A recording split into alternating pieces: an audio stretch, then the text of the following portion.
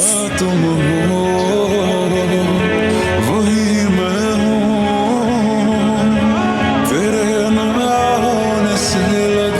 আরে খা। তুই এটা খা, তোর ব্রেন অনেক ভালো, সবসময় মাঝখানে বসবি আর সবসময় আমাদেরকে পরীক্ষা দেখাবে। তোর উপর ডিপেন্ড করতেছে চারটা নিরীহ স্টুডেন্টের ফিউচার। আর এইভাবে খাইলে তো বইরা যাবে।